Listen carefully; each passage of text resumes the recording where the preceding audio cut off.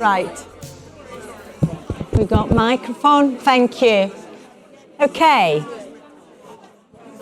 That was an amazing session, and we are now continuing with this topic with Olly Nicholls, CEO of Attraction World. And I want to say that I was really keen to bring Olly on stage because we had a casual conversation initially. It was a moment. I guess it was a moment in Berlin, and it within the space of a couple of minutes, it really blew my mind to hear about Olly's stories.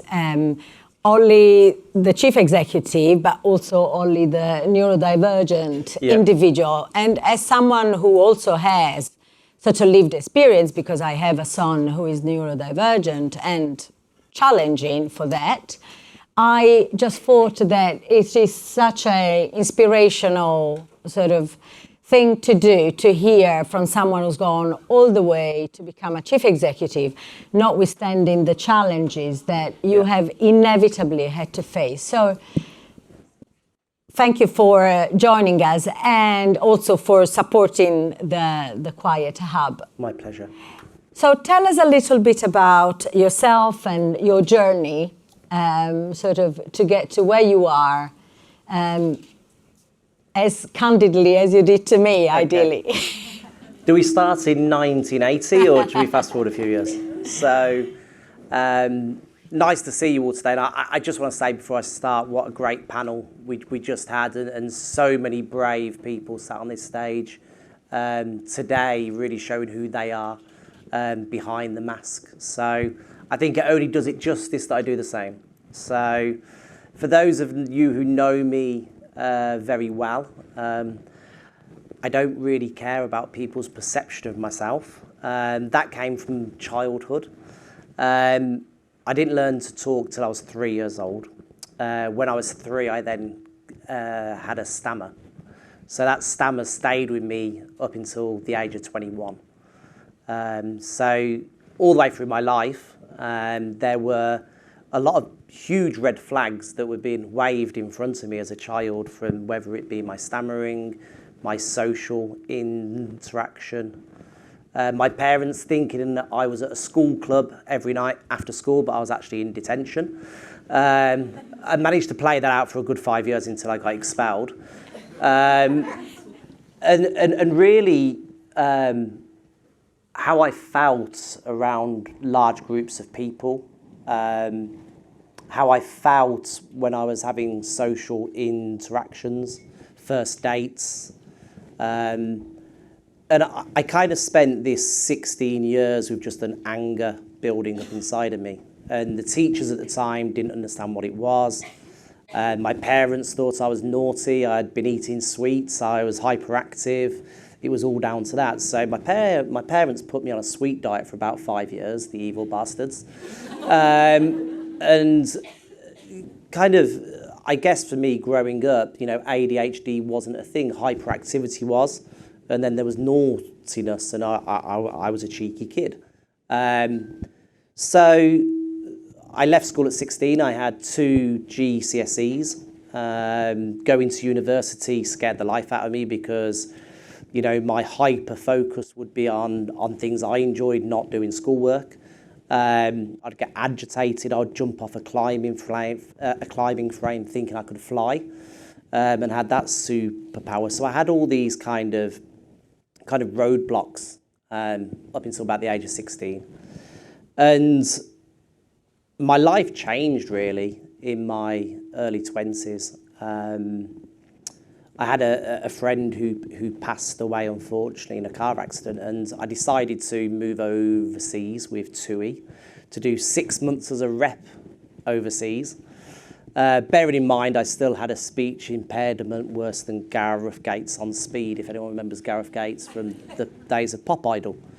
So I don't know how I got through my interview at TUI. We had to present about a destination. And I presented about Australia. I'd never been to Australia. It was supposed to take 45 minutes. It took an hour and a half. And the 3 people sat in front of me just kept egging me on to complete the presentation because they really wanted me to get through and kind of have this dream of living overseas and becoming a rep. So the one night before I fly away, again, if anyone's in their mid-40s, there was a TV program called Ibiza Uncovered.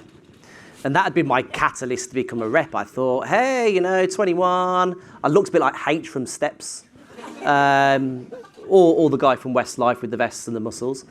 I actually went away on my first holiday when I was 18, sorry, sidetrack. Went to Tenerife and I dressed as David Beckham. And a girl came up to me in the bar and went, I really strongly recommend you go home and get changed. But I used to have these really great fluorescent blonde tips. Anyway, sorry. So there was a TV program called Ibiza Uncovered, and back then you used to have a VHS recorder, so you'd record each episode. And the night I flew to Mallorca to go and work in Ibiza, my mother pressed play on the video and saw the antics of what was going on in Ibiza back in the late 90s, and she phoned Tui and said, there's no way in the world my darling son who has this stammer is going to Ibiza. So I land in Palma Airport and it gets announced in front of 900 reps that I'm now going to Menorca, and my mum's phoned TUI head office to instruct them of this. So that was my introduction to the travel industry, and I guess it was the most important move I made in my entire life, moving into travel. Why? We've spoken a lot today about diversity, inclusion. We are one of the most inclusive industries on the planet. I look around this room today, you don't get this anywhere else. And that's what I felt when I moved overseas. I was surrounded by absolutely incredible people. It was more of a family than it was a team. Anyway, back to my ADHD, sorry. I'd be going on stage every day and I'd have this huge fear because I've got this stammer, and I kind of spent 2 years just presenting in front of hundreds of people every day just because I had this strong feeling inside that I'm not going to let this defeat me. I've got to get to a place in my life where I get over this. And throughout those times overseas, there was drug abuse, I'm afraid to say. There was alcohol abuse. I used to smoke around 40 cigarettes a day. My knee would always be twitching every time I was sat in a conversation. I was the creative one. I was the one running around the hotel in the morning, waking everybody up and making all the sales. But then I didn't want to be the guy who sat there writing the tickets or doing any of the financial forecasting. And it was around that time where I kind of started to feel in myself that there's something not quite right about me, because of seeing what I thought was normality all around me. And I relocated back from Ibiza. Eventually, I did my last season in Ibiza in 2009. It wasn't what I expected. I was too old for it by that point, 29 years old, way past it. Although I was trying to work out in my head how old I would have been to go on Love Island had it been around at the same time, and I think I would have just made it through. So I moved back, and then that's where my kind of life started to unfold. I discovered that I'd been away for 10 years, hiding myself, living a different persona. Every week, every 2 weeks, new friends arrived, new customers arrived. You got to know them. You didn't have the reality of real strong foundations of your friends and family around me. So I kind of came back and everyone was like, oh, who's this character? You're very different to what you went away. You're no longer stammering when you're talking, but you've become quite intense in different areas. And I got diagnosed with manic depression in 2011. Never felt depressed in a day in my life, but I knew something was wrong. I'd felt inside, I don't feel right. And I kept going backwards and forwards to the doctors. There's something not quite right with me, and I can't put my finger on what it is. Whether it was going into work and spending the whole day just staring at the computer and actually doing nothing at all. I still do that today as the CEO. It's actually quite funny because I don't have to worry about if anyone's going to tell me off about it. It was only really up until kind of 2017. There's a girl called Charlie Preston in the audience somewhere. Charlie's over there. Charlie can give you her side of the experience.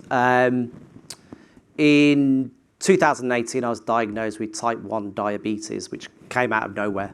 I was 12 and a half stone, poverty lines, still looked like that guy who could have been in a boy band. But it hit me from the side, and I went to therapy because I got so angry. What is type 1 diabetes? I never heard of it before.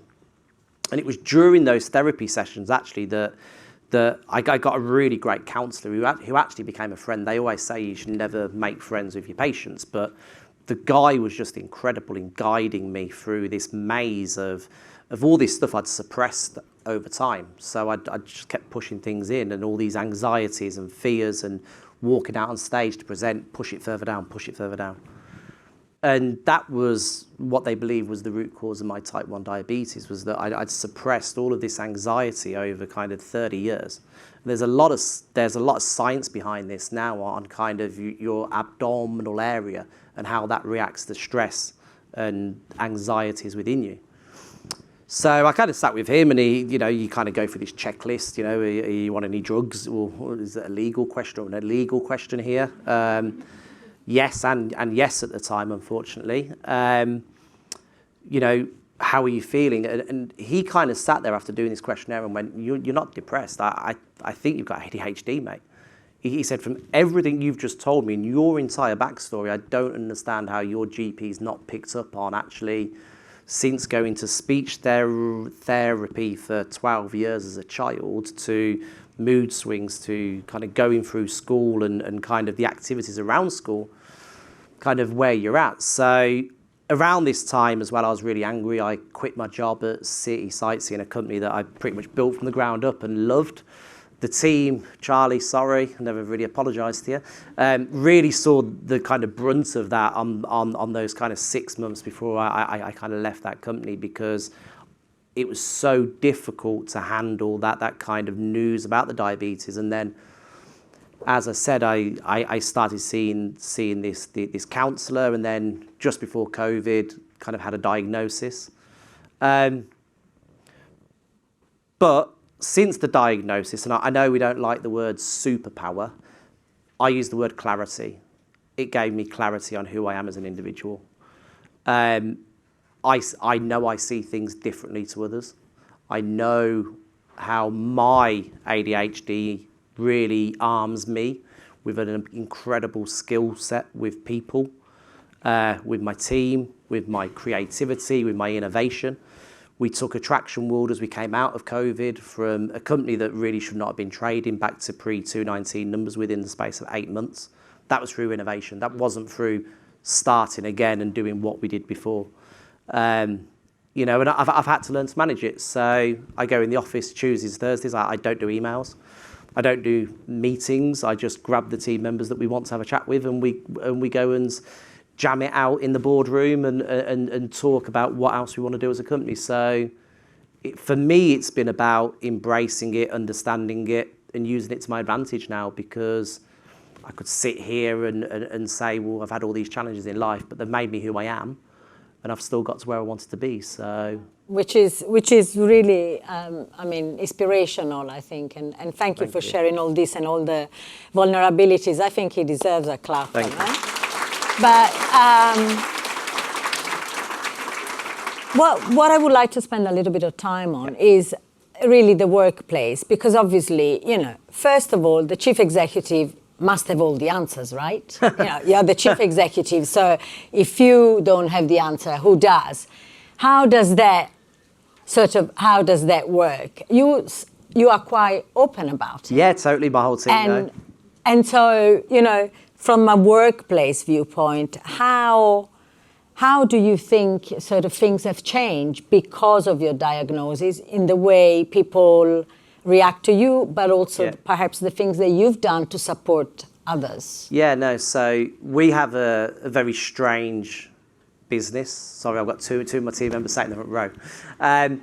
We, at Attraction World, built the business from the bottom up, so to speak. So it gave me a platform. So we acquired the business 2 years ago. through private equity, it allowed me to create a platform for actually the things I wanted to change in travel. So whether it be about the menopause, whether it be about women in travel, whether it be about ITT Future You and how we embrace grassroots or neurodiversity. So within Attraction World, there's a fibre of really listening and being part of a team. So the team dictated really to me the visions and values of the company. What did they want to see from the company?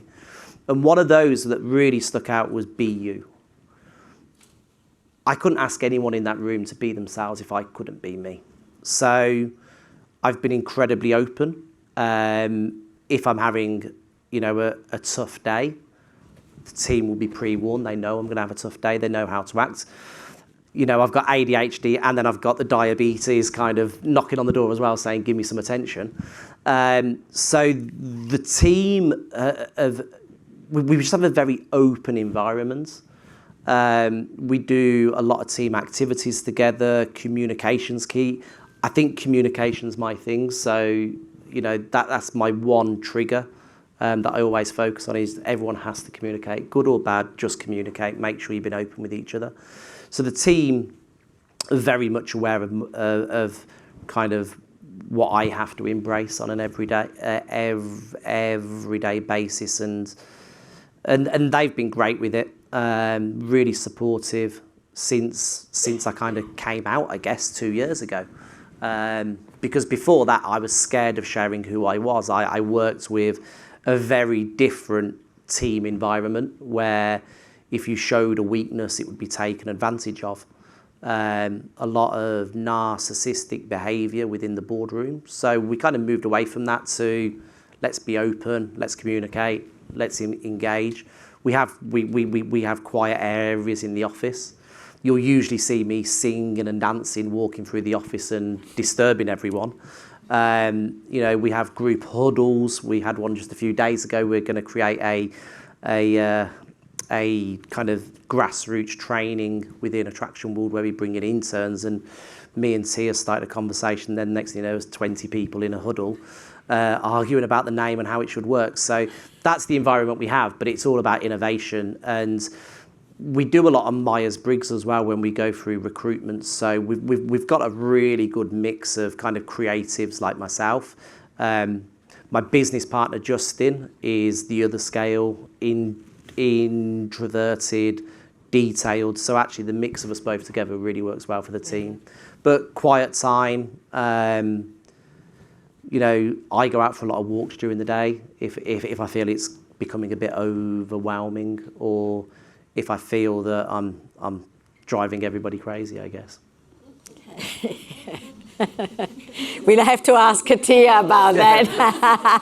Is he driving you crazy? So, with all of this and sort of what we also heard from the panel, what do you think, realistically, I believe that this is something that, we can't bury our head in the sand, because the new generation are very open about it.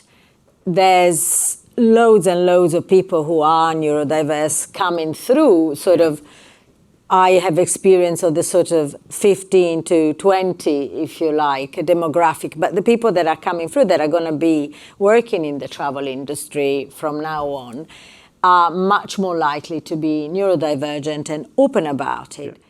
And also expect, I guess, that you as employer are on top of it. Yeah.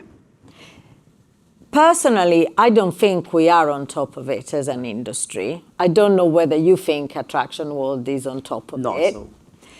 What are the things that as an industry, what are the things that we can do again? What would you sort of say to, some of the employer here in the room? What are the things that really make the difference? I'm just thinking that you said to me, I was lucky because I never went through, I had that one interview, and that was it. Yeah, I've never been interviewed ever since. I've never been in an interview. It's incredible, isn't it? How do we, You know, how do we as an industry, because if you say to an employer, well, you can't interview, or, you know, that person is not going to give you the best version of themselves if you interview them in the traditional way. What do you think are the things that we can begin to do as employer? It needs to be talked about more. So, you know, you can open TTG or Travel Weekly, or you can go to awards ceremonies. It needs to be talked about more. The whole, you know, whether it's neurodiversity, mental health, we've all come through these 3 years of COVID. We still don't talk about how we feel properly and how it affected us. COVID nearly killed me. I felt like I was in prison.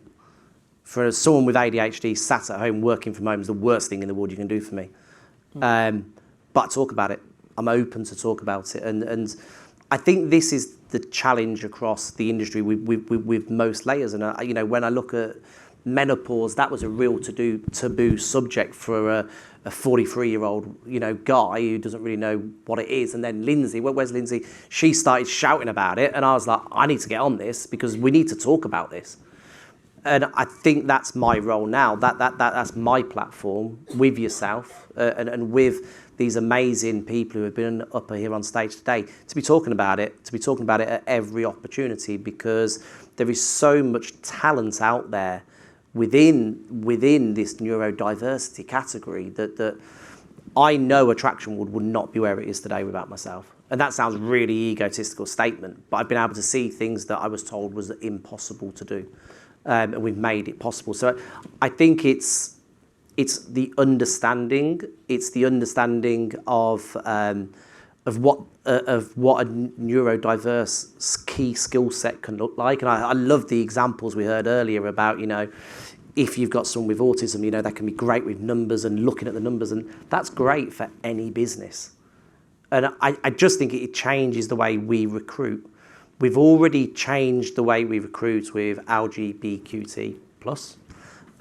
That's changed. We've changed how we recruit with disabilities. We've changed the way we recruit with diversity and ethnicity. So why can't we change the way we recruit? You know, again, going back 2 years, if I told my colleagues that I had mental health conditions, or if I told them I was neurodiverse, they would have ripped me to pieces. Today, they wouldn't dare, because it made me stronger. By talking about it made me stronger. And I know after today's conversation or what goes out, some people in the industry may see it as a weakness in me, but the people in the room will see it as a strength. So for me, my opening statement was I don't really care what people think about me because I know who I am. And someone spoke about imposter syndrome. The 20-year-old rep with a speech impediment shouldn't have become the CEO of Attraction World. Shouldn't be sat up here on stage and probably only stumbled 3 or 4 times. But I am, because I believed I could. And it's about me now, you know, my crusade is to help people because of the people who helped me get to where I am. The people who believed in me is now my turn Your to try allies. and... Yeah, they're my allies, and, you know, I will bang the drum, hopefully with all these amazing people who were up on stage earlier, and we bang that drum together, and we get people actually looking at who we are as individuals and what key skill sets we can bring. Because I see it as a superpower. I tell my daughter it's a superpower. So, along with my diabetes, I've got a pump on my arm that looks like Iron Man's thing on his chest. So yeah, everybody has superpowers. I'm just lucky that my creativity that's come from ADHD really and that innovation is my key asset. So Great. Right, our time is practically over, but I do want to give a chance for a question, 2 maybe, if we are lucky. Yes, can we have a microphone? Really it's okay, you've got a great booming voice. My dad was a teacher. Oh wow. Hi, thank you for sharing your story. I'll be really quiet now. I'm really interested in your kind of slightly throwaway statement going, I don't do emails. On a practical level, How does that actually work? I hate emails, but they're like the lifeblood of Have you heard of business. ChatGPT? It's great. Well, everybody thought like Zoom and all of these things would overtake from a communication point of view, Yeah, and they've totally. not. So how do we rid emails out of our lives So- and make ourselves more productive? It's a really great question. When I'm in the office, I can't concentrate. I'm just talking to people because for me, it's about engaging, driving the team. So I know if I open my inbox and I'm in the office, I'm just going to start something and not finish it, and then I'm going to start another one and not finish that one. My drafts, does anyone ever look in their drafts folder? I deleted 15,000 emails out my drafts folder the other day, and I was like, I don't understand. Oh, right, now I get it. So hyper-focus for me versus kind of creativity moments and hyperactivity are my two balances, I guess. So when I work from home, it's hyper-focused on email. That's all I do. Hyper-focused, presentations, email. If I'm in the office, and again, because of this new hybrid work culture, for me, I'd love to be in the office 5 days a week. I drive 2 hours to the office every day each way, but I'd still love to be in the office every day because I love people. Being at home is the worst thing, but that moment then, I'm able to just ping out the emails. Now, what I also do as a trick, I go offline on Outlook. Brilliant tool, right? So if anyone wants to clear their email, go offline, answer everything, turn it on just before you go to bed. Nothing till 2 days. So that's how I do it, and I have to self-manage it. So my team will go crazy on a Monday and Friday because their email boxes get filled, but Tuesday through to Thursday, they don't really hear from me. We do a lot on Teams. I think somebody else was before saying about texting. I was really addicted to my phone, and kind of a year ago, I set all these time limits, so I have to put my phone down now, but I do a lot on Teams. That helps. I also read there's a thing on Outlook now on your phone where you can play all your emails to you. It just does a voiceover, and then I just say delete, and I don't respond. Thank you. Thank you very much. One final question, Noreen, at the end. Oh, Hello. I think she got it. Hiya. Can you hear me? I can. Awesome. Ollie, you're so inspiring. Oh, thank you. Yeah, and I'm saying that for someone who has lived experience. I was diagnosed last year with autism and ADHD. And a lot of your life experience that you're talking about, I think, humanizes, especially when you think about someone in leadership who is able to just draw on that lived experience and be able to harness all of the positive qualities of the superpower that you're talking about. Yeah. I wondered, when you think about some of the barriers like cost to maybe making individualized training programs for people who are neurodivergent or a bit of extra work into recruitment, how do you think that can be overcome in the travel and tourism industry, sort of balancing the need for personalization of training or support plans or recruitment with costs? Amazing question. I'm looking at a woman called Claire sat in front of me. ITT Future You will help us do that. So this is where we've got an amazing support network. So the work we're doing here today, ITT, AWTE, yeah, got a shout out for you there, Linz. This is where we should be working as organisations on how do we build these programs together. Whether you work for Tour Radar, and I was the guy who clapped for you first, and then everyone clapped after. I was the guy. So inspiring, really inspiring. It's down to that. It's our responsibility sat in this room. No one's going to do it for us. The government today want to cut back on training in travel. They want to slash the budgets. For us, it's about coming together as corporations. Anybody who works for, whether it's an SME or a global brand like Intrepid or Google, we should be sitting down together and saying, how do we fix this together? Because you can work for Attraction World, you can work at Intrepid, you can work at Tour Radar. You're going to have the same challenges you have when you sit with these unique individuals who have so much talent. So we should be working together with it. Now, I've already been a mouthpiece for the misogyny within the travel industry because it's there. I'm already a mouthpiece for, I'm very vocal about what I believe, and I have a very strong kind of commitment to that. So I think we need to work together as a mouthpiece for the industry to kind of pull these training programs together, because no one's going to deliver it to us. A lot of companies find it difficult to find the time to invest. It always sounds great. Let's make a policy. How do you deliver the policy? But the work I've done with ITT especially has been incredible from a grassroots perspective, and I'm sure Claire and Danny will help us put together how that can look and kind of deliver that as an industry standard or an industry benchmark, and then companies can then take that and build upon it. You don't have to have the same in every company, but giving them a whole range of ideas. The lady from the exec company, the events company, incredible learning that you can take from what she presented and say, okay, how do we make a framework? Once we've got the framework, is Dan in from TTG? As Dan's over there waving, so Dan's already committed to doing an award on this for the travel company with the most neurodiverse approach in travel. Can we get that as a TTG award? Dan's agreed to that one. So we've now got we've got a training program, we've got an award. Anything else we need to put on top of it? I'll sponsor it from Attraction World for you.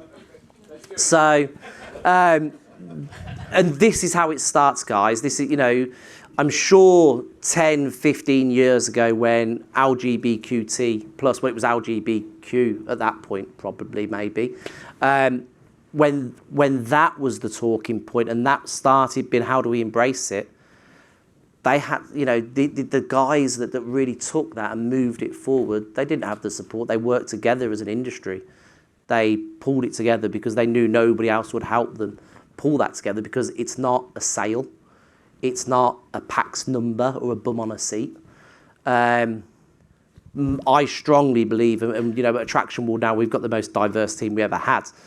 And we're continuing to embrace that. And I strongly, strongly believe that if I had somebody else within the team with ADHD and I understood them and they were aware of it, I think I'd even have someone even better to jam off every day, because it's just about understanding. That's what it comes down to. And if anyone in the room has had a diagnosis or is scared to talk about it, don't be scared to talk about it. Like I told my friends, they're like, yeah, really? You're telling us now? We've known this for like 20 years old. And I was like, what? They're like, well, you've always been a bit hyperactive, mate. So people, if people really know you and you don't wear a mask already, then they'll be there to support you. And don't be scared to write it on an employment form. My last thing, though, is someone said earlier about not recruiting based on education, and that's Attraction World as well. So we've scrapped all educational qualifications from our recruitment process. Reason being, I was headhunted prior to Christmas by a big travel company to go in as their CEO. Loved what I did on LinkedIn. Got through to the final two. They'd already had my resume, asked for my resume again, and they said, you don't have any qualifications. I said, no, I've got 2 GCSEs and a GNVQ, if anyone remembers them. I think they lasted about 3 years and disappeared. Oh, well, we can't give you the job. I was like, but you approached me. You put me in the final 2, and this is the first conversation. I'm a bit confused. Oh, no, well, we can't, because everyone else in our C-suite has a degree or a master's. And that has to change as well, because anyone like myself with how you handle exams and how you handle education, very difficult to get to that level, very difficult to get that piece of paper in your hand. But it doesn't stop you from being a great leader and someone who's empathetic and engaging with others. So any big corporates in here today, take it off your job specs, because I think we're going into a different world now, whereas actually it's about people, skill set, and what they can do, not what they don't have on a piece of paper. So. Thank you. Okay. Thank you so much. Thank you.